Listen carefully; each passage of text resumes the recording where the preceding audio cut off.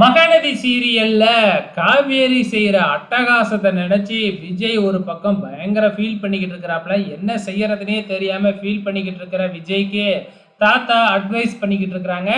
அதே நேரத்துல நம்ம கங்காவும் யமுனாவும் ஃபோன் பண்ணி, நீங்க கவலையே படாதீங்க மாமா, எப்படியாச்சும் எங்க அக்காவை சமாதானப்படுத்தி உங்களுக்கே நாங்க கல்யாணம் பண்ணி வைக்கிறோம் அப்படிங்கிற மாதிரி சொல்லிக்கிட்டு இருக்கிறாங்க.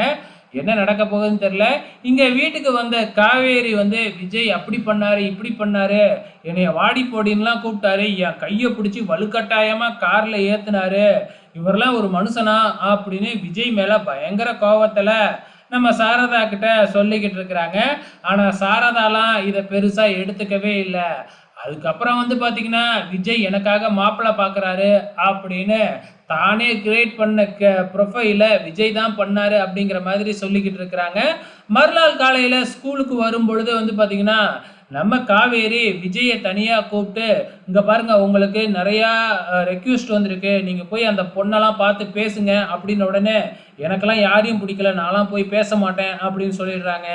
சரி, எனக்கும் ஒரு சில ரெக்வெஸ்ட்லாம் வந்திருக்கு, நானும் அந்த பையனை பார்க்க போகிறேன், நீங்கள் போனால் போங்க போகாட்டினா போங்க அப்படின்னு காவேரி அவங்க மாட்டுக்கும் கிளம்பி போயிடுறாங்க. இந்த பக்கம் விஜய் நேராக வந்து பார்த்தீங்கன்னா சாரதா கிட்ட எல்லா விஷயத்தையுமே சொல்லிக்கிட்டு இருக்கிறாங்க. நீங்கள் கவலையே படாதீங்க, காவேரியோட கவனத்துக்கெல்லாம் எந்த பையனும் ஒத்து வரவே மாட்டான், தெரிச்சுக்கிட்டு ஓடி இருப்பான் இந்நேரம் அப்படிங்கிற மாதிரி சொல்லிக்கிட்டு இருக்கிறாப்புல. ஸோ வெயிட் பண்ணி பார்க்கலாம் அப்கமிங்கில் என்ன நடக்க போகுதுன்னு.